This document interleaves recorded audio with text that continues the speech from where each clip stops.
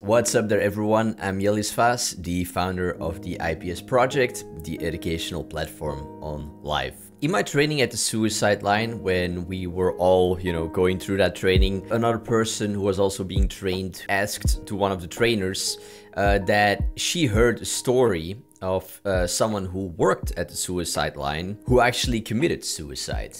And everyone was shocked, me included as well, right? Like, how can someone who also works at the suicide line eventually end up committing suicide as well, knowing all these things about suicide? One of the trainers said something that has always stuck with me, and it sounds very simple, but when you think about it, we often forget it. He said that no one is immune.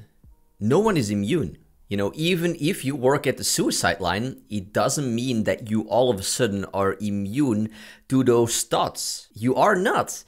And, it's the same for doctors. It's not because they studied medicine and they're a doctor that they don't get sick, right? Under the right circumstances, with the right ingredients, everyone can end up feeling unhappy.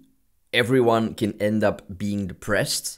And everyone can eventually also end up feeling suicidal. If the ingredients and the circumstances are right, that can happen. And there are many people who have said that they never thought that they could ever get depressed in life. And then they eventually, at some point in their life, again, with the right ingredients, under a prolonged amount of time, got depressed. It's not because I studied psychology. It's not because I am a mental health coach and I work one-on-one with clients. It's not because I have, interviewed many professionals and experts on the IPS podcast. That doesn't mean that I don't get to deal with, struggles internally and that I myself don't need reminders. And that's actually here in this video what I want to bring you. If you're dealing with dark thoughts or even preventively already right now, if you want to be there for yourself in the future when you will have dark thoughts, which again, everyone will have at some point, I want to show you something, a way to be reminded, because one of the most important things that we need in life are reminders. To almost everyone, this happened at least once, that they go shopping without a shopping list and they're like, yeah, I will not forget, that item. And then they're like, oh, damn, I forgot that item on the list. Therefore, reminders are key in life. Reminders are key, but also not just for daily life stuff or work stuff, but also for our own mental health. Now, what I want to introduce you here in this video to help you be reminded and to be there for yourself, it's something that's originally called the safety plan, and it is mainly used for suicidal for someone who deals with suicidal thoughts. But I have modified that and I've called it the wellness plan. Because basically I thought like this could be used for just general mental health problems too. Pause this video, take a piece of paper, and I can't force you to do this, right? But the best way to truly gain something out of this video, out of basically any kind of video or book or course or anything, is to take action already now. And I am trying to just remind you of that is the best approach to truly walk away from this video with something. So you can put this on a piece of paper, or even better, buy these small cards. You can buy them on, a variety of different stores. I will put in the description a link where you can buy these cards, and they don't cost a lot, but they're so perfect for this, as they easily fit your wallet, and you can carry them with you wherever you go.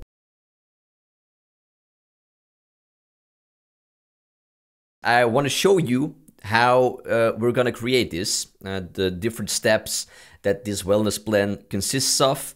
And I want to do that by actually showing you what's written on my wellness plan as an example. So step one is the warning signs. We all have certain feelings or moods that we ourselves feel much more easily than maybe someone else. And for example, in my case, loneliness, sadness, or just general dark thoughts, when I feel down, or when I'm triggered or something, those generally are the main warning signs that I get. And when I feel this more than one day, then that is a warning sign that there is something going on. What do you deal with often? Do you deal often with loneliness or maybe anger issues?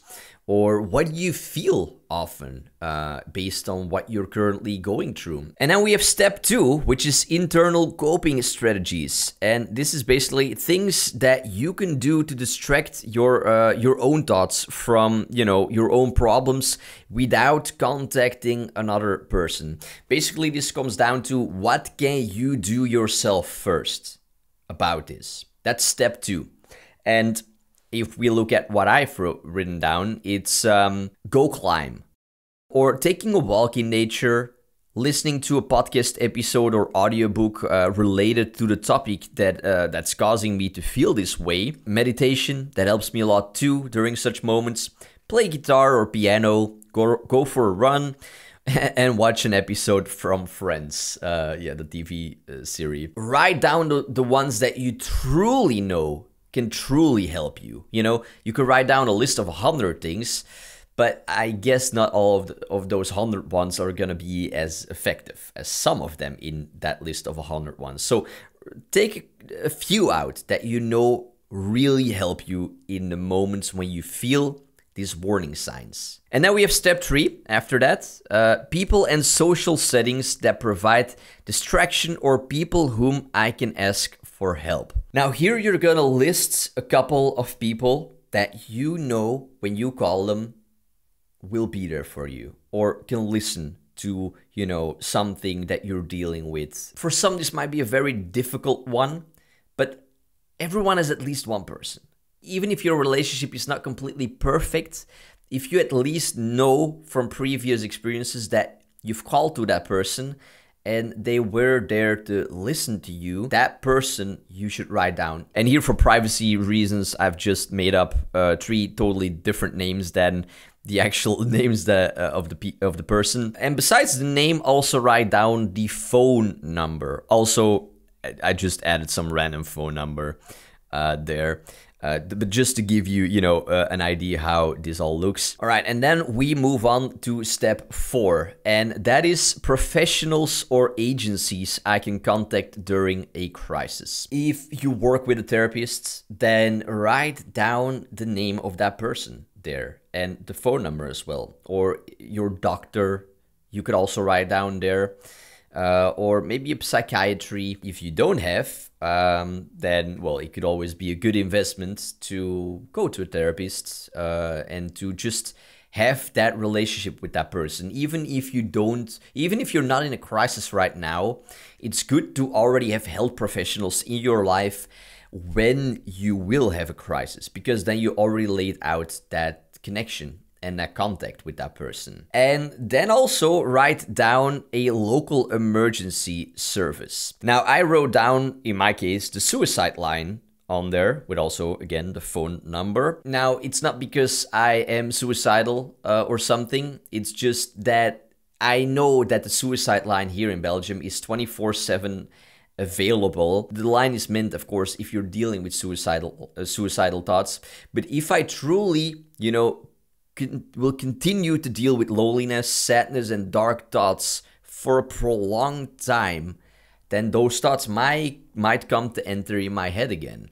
And I mean, it's something that I dealt with in the past for many years. So I also know for myself that it is something that can more easily enter my thoughts. So I wrote down the suicide line. Now, write down one local emergency line there. And yes, even if it has to be the suicide line, and even if you do not struggle with suicidal thoughts or anything even close to that, write it down, because you just never know. This wellness plan is a reminder, okay? that if we look at it, we easily are reminded of like, okay, that's an option actually as well. Now, you have in some countries also something that's called a warm line. Belgium doesn't have it, unfortunately, but there's a couple of countries who do have it. And basically, this is just a line that you can also call 24/7 that is there to just listen to you dealing with any related mental health issue. So that could also be something very interesting to look up on the internet if your country has a warm line. If you just type it in on whichever browser that you're using with your country next to it, it should normally just immediately show up, and write down that phone number. All right, and last but certainly not least, what we want to write down on this wellness plan is step 5, reasons for living. The things that are most important to you and worth living for. What are reasons for you to live? Write those down. And the ones that I wrote down are my mom, sister, and my stepdad, my friends, my dog, the work that I do, and the meaning that it brings me, being able to learn and do new things in life, creating music. Those are a couple of things that really give me meaning to live. And I could add so many more things on that list, of course, too. But just write down, again, the same like with, internal coping strategies.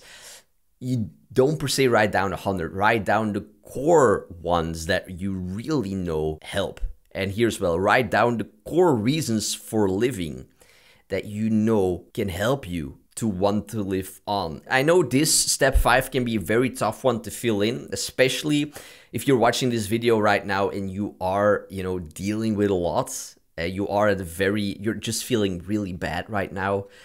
But at least try to write down one. Take some time, to just think about this. There will be at least one thing that you can write down. That is, it for this wellness plan.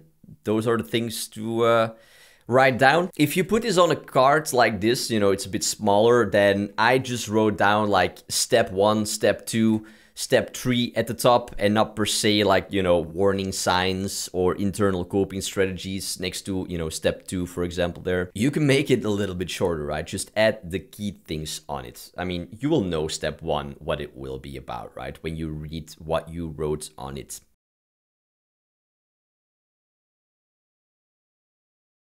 And now the whole point, of course, of creating this is that you also have it visible. It's useless to have a shopping list if you then also don't look at it when you are in store. It's useless to create that then, right? The same here. It's useless to create this if you also don't make it clearly visible and have it easily with you somewhere. Once you fill this in, please also take that last step serious to make it visible. Ideally buy these cards, which again in the description I will put a link to order them, or create them yourself on a piece of paper. Put them in your wallet so you have them always with you. Or you can, of course, also put this on your phone. But the key then is also that you should place it somewhere that you can easily access it to. Or print it out, hang it on your fridge. If you're really going through a crisis right now, you can do that as well. Make it visible. And this is definitely not a magical cure, right? But I tell clients all the time too, what we're trying to do is increase the chances of success, of when you are feeling bad, of increasing the chances that you can handle it, that you can cope with it, that you know that you're not alone. And this wellness plan is such a tool to increase that chance. Now, if you're currently struggling with a mental health problem, I could also recommend you to check out a couple of episodes on the IPS podcast on mental health related topics. Interviews that I did with people such as Mark Henning, a mental health advocate who helps people around suicide and just around mental health, bringing awareness on that topic. Or Dr. Guy McPherson, a specialist in trauma. Or Dr. Martin Inderbitsen, a neuroscientist and pancreatic cancer survivor. I did multiple episodes with him. Often we talk around the topic of dealing with the hardships of life. or Sean Gala, the founder of Men's Group, where we talk about men's health. Those are just some suggestions. There are many more episodes on the IPS podcast that I did on mental health related topics. They're all completely free, and I'm just offering them to you in hope that maybe they can further help you with whatever you're currently maybe struggling with. Now, all of them can be found in the description down below. So check out the description. And I want to end by just saying one last thing, that if you can just take half an hour or maximally an hour, to do all this, that hour that you're investing in yourself right now, you will not come to regret this once you are at a truly bad place. Or even right now, doing it right now, because you are at a bad place, can already serve you. And once it's created, it's there, and it can continually help and serve you. You will not regret this, and your future self will thank you that you took time right now to create this wellness plan.